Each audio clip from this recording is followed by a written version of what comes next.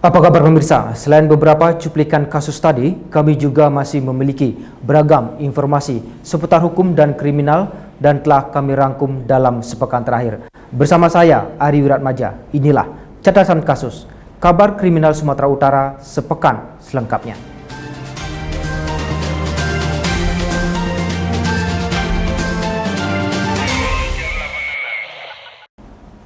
Kita ke informasi pertama pemirsa, dua pelaku perampokan yang diduga menggunakan senjata api berhasil menggasak uang yang berada di laci sebuah toko roti di kota Kabanjahe, Kabupaten Karo.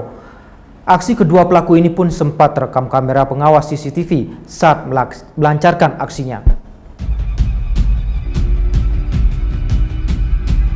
Inilah rekaman video dari kamera pengawas CCTV milik toko roti yang berada di kota Kabanjahe, Kabupaten Karo, Sumatera Utara.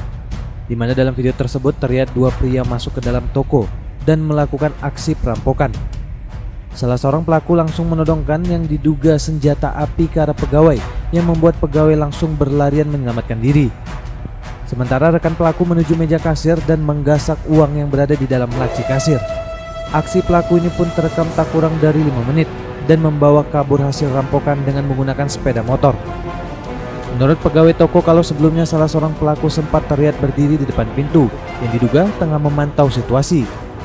Dan di saat sedang sepi, kedua pelaku pun langsung masuk ke dalam toko dan melakukan aksinya.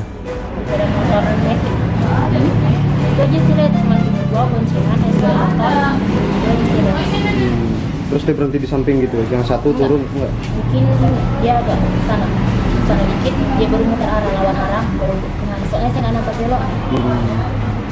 Berarti itu cepat kejadiannya? Cepat ya? Masih kejar aja dah. Tapi dia sempat nodongkan pistol gitu ya Pak ya? Untuk kerugian, untuk kalau kerugian kita berapa kira-kira yang diambil kemarin di taksiran? Berapa? 6 jutaan. Kenapa gitu?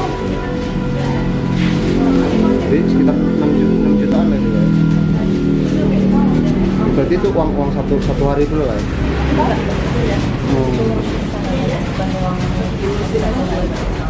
Sementara dalam kejadian tersebut tidak ada korban jiwa, namun para pelaku berhasil membawa kabur uang tunai sekitar 6 juta rupiah yang berada di dalam laci. Dan kejadian ini pun langsung dalam penanganan petugas kepolisian dari Polres Tanah Karo. Dari Karo, Sumatera Utara, tim liputan melaporkan.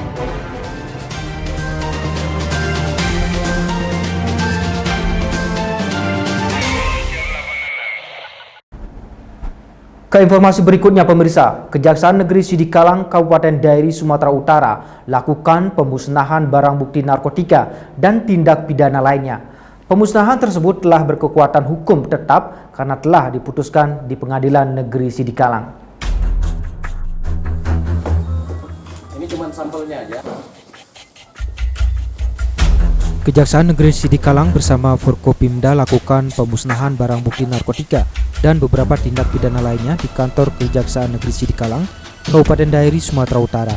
Adapun barang bukti yang dimusnahkan secara massal yaitu narkoba jenis ganja dan sabu-sabu, obat-obat terlarang yang dipalsukan, mesin judi, senpi rakitan, dan sajam. Untuk jenis obat-obatan terlarang, pemusnahan dilakukan dengan cara diblender dan barang bukti ganja dibakar di dalam tong. Sementara untuk barang bukti senpi dipotong menjadi beberapa bagian dengan mesin pemotong. Pemusnahan juga dilakukan dengan barang bukti mesin judi dan selanjutnya akan dibawa ke tempat pembuangan sampah atau TPA. Kepala Kejaksaan Negeri Sidikalang Syahrul Juaksa Subuki menjelaskan bahwa pemusnahan barang bukti secara massal dilakukan sebagai bentuk transparansi dan akuntabel sebagai penegak hukum. Kejaksaan Negeri Dairi melakukan pemusnahan barang bukti secara massal. Jadi putusan pengadilan yang berkekuatan hukum tetap baik di tingkat pengadilan negeri, pengadilan tinggi maupun kasasi di Mahkamah Agung. Hari ini kita laksanakan secara serentak pemusnahannya.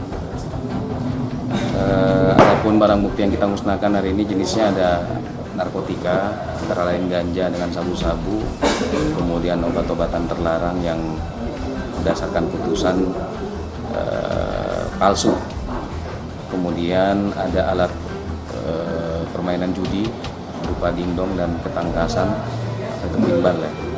Kemudian ada beberapa senjata tajam dan senjata api rakitan. Terus pemusnahan barang bukti ini sebagai amanat dari undang-undang. Di samping itu juga kami berharap melalui seremoni pemusnahan ini masyarakat Dairi dan Kabupaten Papua Barat yang menjadi wilayah kerja Kejaksaan Negeri Dairi ini bisa tahu bahwa di Dairi ini sudah menjadi destinasi atau tujuan dari pelaku-pelaku kriminal, khususnya narkotika. Kepala Kejaksaan menambahkan bahwa dari sekian banyak barang bukti yang dimusnahkan, menunjukkan bahwa angka pelanggaran hukum di wilayah hukum Kabupaten Dairi meningkat setiap tahunnya. Untuk itu masyarakat dihimbau untuk selalu meningkatkan kewaspadaan setiap saat agar tidak menjadi korban tindak kejahatan yang dapat terjadi sewaktu-waktu.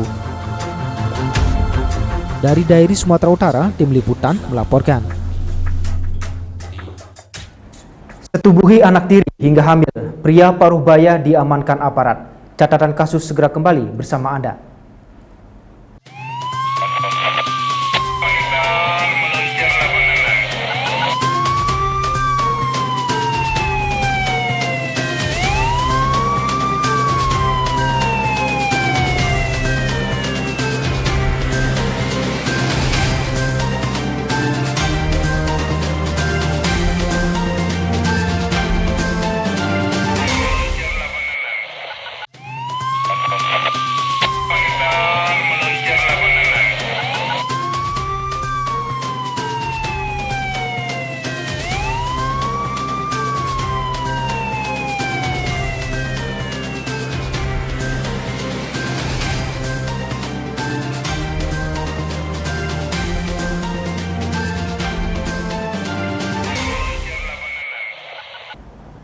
Terima kasih Anda masih bersama kami pemirsa.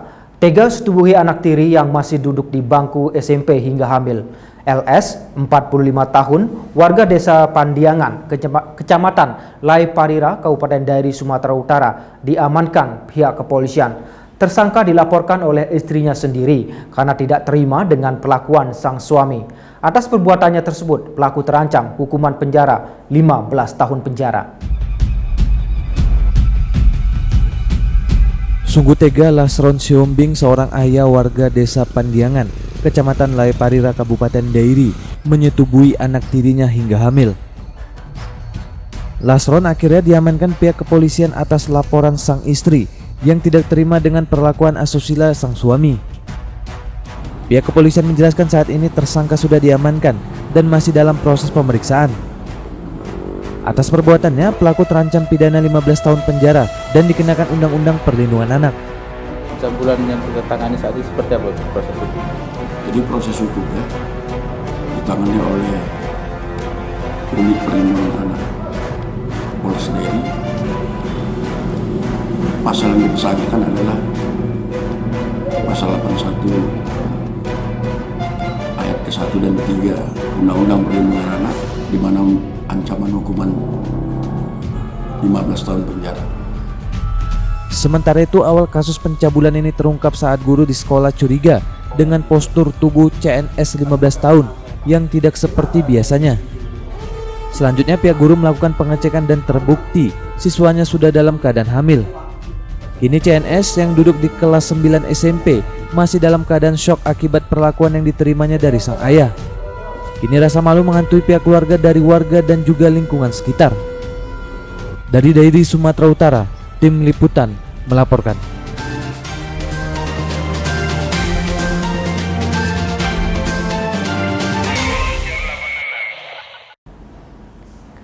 Ke informasi lainnya pemirsa, Polres Dairi amankan seorang pria atas dugaan penghinaan terhadap suku Pakpak di akun sosial media Facebook. Pelaku diamankan dari kediamannya di Kecamatan Silalahi, Kabupaten Dairi, Sumatera Utara. MS 45 tahun, salah seorang warga Kecamatan Silalahi, Kabupaten Dairi, diamankan pihak kepolisian akibat dugaan penghinaan terhadap suku Pakpak yang ia posting di akun sosial media Facebook. MS dijemput dari kediamannya setelah pihak kepolisian terlebih dahulu menerima laporan dari tokoh masyarakat dan lembaga adat suku Pakpak yang melaporkan persoalan tersebut. Kapolres Dairi AKBP Leonardo Simatupang menjelaskan bahwa saat ini MS sudah ditahan dan masih dalam proses pemeriksaan, dan jika terbukti bersalah, MS akan terjerat pasal 28 ayat 2 dan pasal 45 ayat 2 Undang-Undang Informasi dan Transaksi Elektronik. Facebook inisial MS, di mana MS ini menyampaikan ujaran kebencian tentang suku Pakpak, di mana itu diketahui pada hari Minggu sekitar pukul 20.00, sehingga hari Senin kemarin dari Lembaga Kebudayaan Pakpak datang kemari, beserta juga dari RPSS dari Pakpak, bahwa mereka keberatan asal ujaran kebencian tersebut, di mana mereka membuatkan laporan polisi. Sehingga dari laporan tersebut kami menindaklanjuti, dan kemarin malam ini MS kami amankan karena dia jelas alamatnya dan Facebooknya juga jelas, tinggal nanti hasil pemeriksaan daripada penyidik.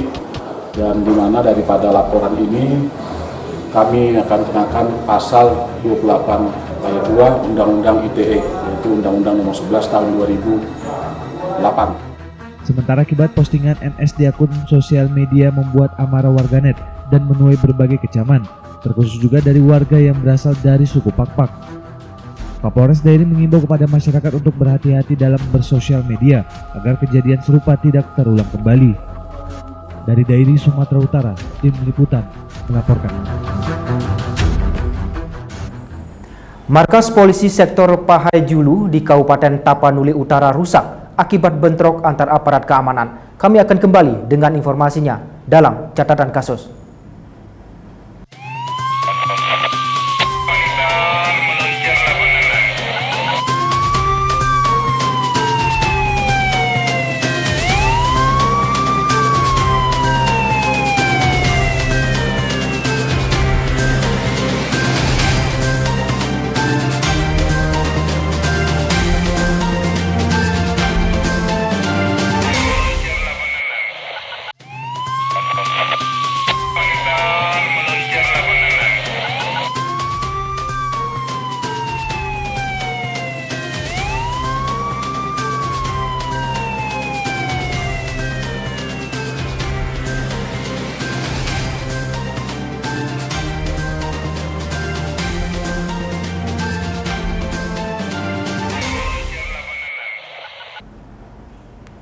Terima kasih Anda masih di catatan kasus pemirsa. Satu markas polisi sektor Pahai Julu di Kabupaten Tapanuli Utara rusak akibat bentrokan yang terjadi antara aparat keamanan di Jalan Lintas Sumatera Tapanuli Utara. Bentrokan terjadi dikarenakan kesalahpahaman antara personil di lapangan.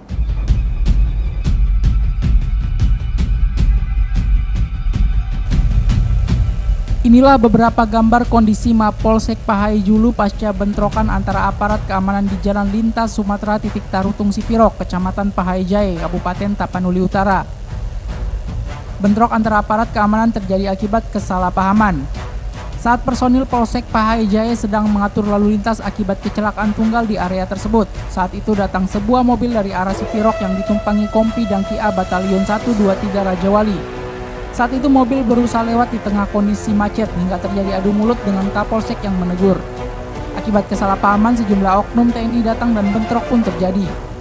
Akibat bentrokan tersebut dikabarkan sejumlah polisi mengalami luka-luka, salah satunya Kapolsek Pahai Jaya. Tim Liputan, Sumut TV.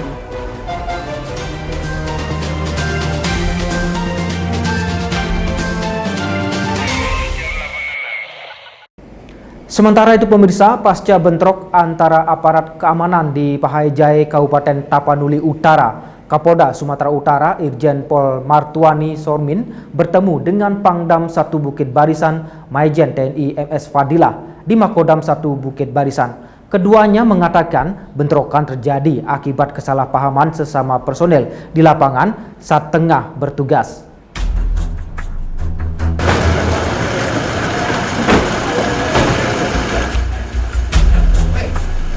Pasca insiden yang terjadi di Pahai Jaya, Kabupaten Tapanuli Utara, Kapolda Sumatera Utara Irjen Pol Martuani Sormin dan Pangdam 1 Bukit Barisan Maijen TNI MS Fadilah bertemu langsung di Makodam 1 Bukit Barisan. Keduanya menyatakan bahwa insiden tersebut terjadi akibat kesalahpahaman antar personil yang berada di lapangan. Namun demikian, baik kepolisian maupun TNI masing-masing telah mengirim tim investigasi untuk mengusut insiden tersebut.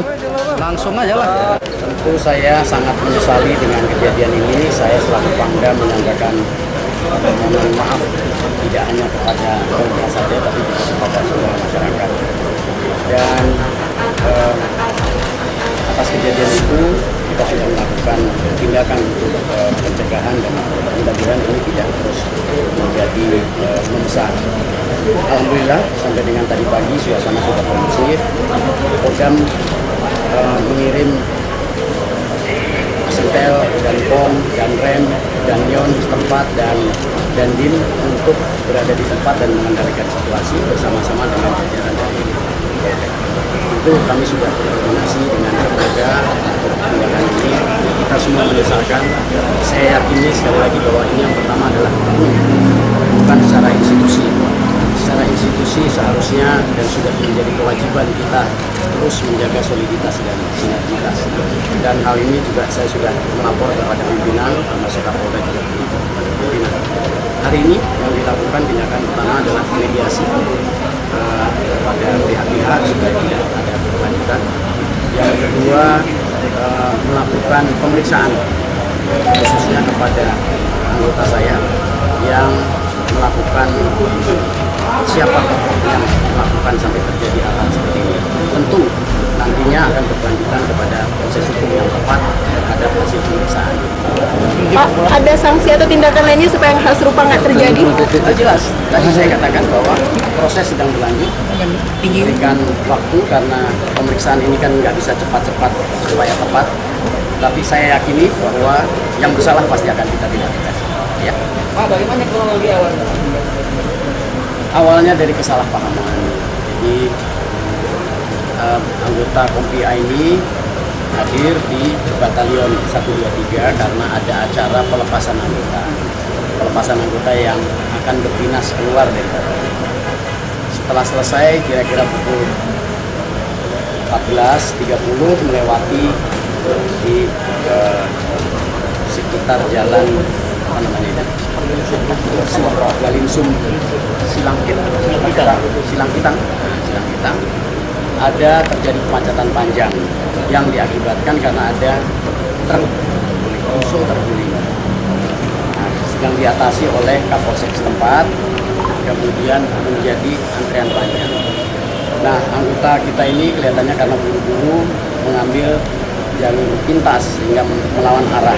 Nah, inilah yang menyebabkan kesalahpahaman dan akhirnya berefek kepada akibat.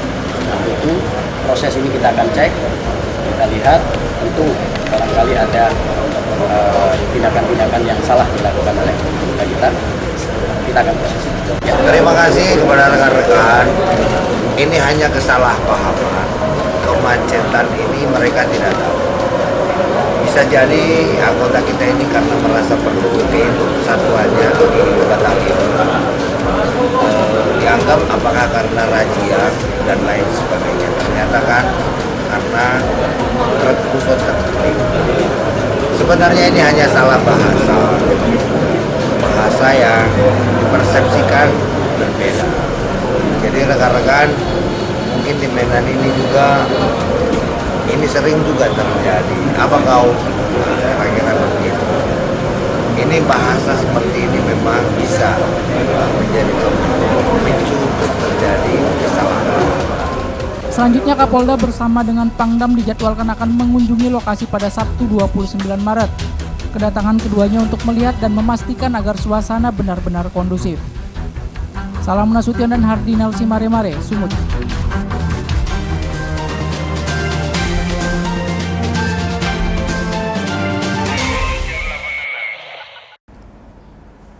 Kita ke informasi lainnya pemirsa. Kecelakaan maut terjadi di Jalan Tol Medan Tebing Tinggi, tepatnya pada kilometer 37.900 Dusun 1 Desa Tanjung Morawa, Kecamatan Tanjung Morawa, Kabupaten Deli Serdang. Mobil minibus menghantam bagian belakang truk tronton. Insiden ini merenggut satu korban jiwa dan melukai beberapa orang lainnya. Sementara itu, di jalur yang sama pada 26 Februari 2020, mobil minibus mengalami insiden tabrak lari hingga mengakibatkan kerusakan berat di bagian kiri dan atap kendaraan. Salah satu penumpang kendaraan juga sempat terjepit di bagian depan mobil hingga sulit untuk dievakuasi. Informasi tersebut kami rangkum dalam video viral sepekan berikut ini.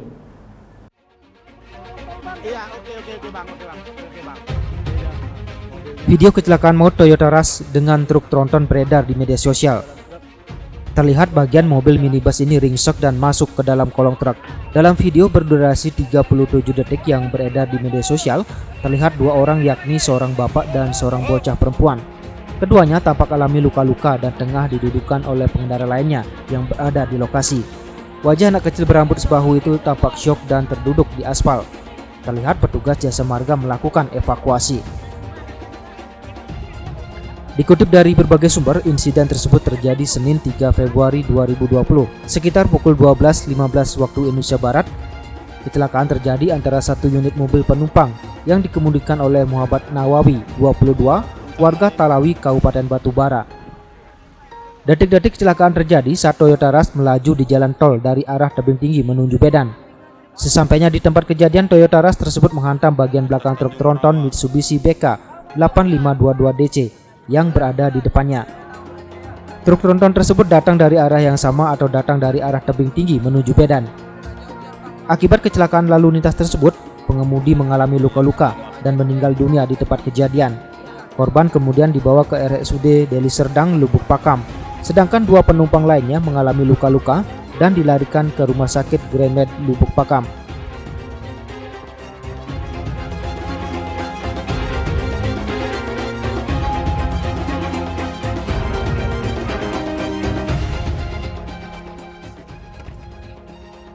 Sementara itu, kecelakaan kendaraan roda 4 jenis minibus juga sempat diabadikan warga di tol Medan Tebing Tinggi, tepatnya di jalur tol Tanjung Morawa.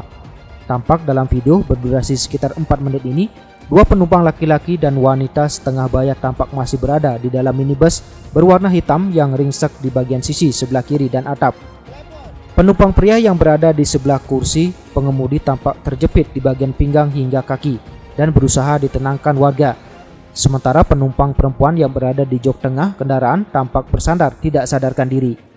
Sementara itu pengemudi kendaraan tampak telah keluar dari dalam jok kemudi. Mengetahui kejadian tersebut, para pengendara yang kebetulan lewat di lokasi kejadian tampak membantu melakukan penyelamatan. Dari suara obrolan yang terekam di lokasi kejadian, warga juga telah berusaha menghubungi ambulans dan petugas tol.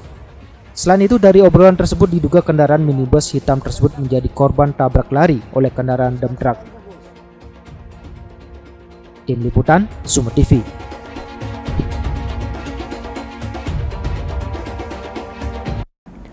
Pemirsa, informasi tadi sekaligus sebagai penutup jumpa kita di episode catatan kasus kali ini.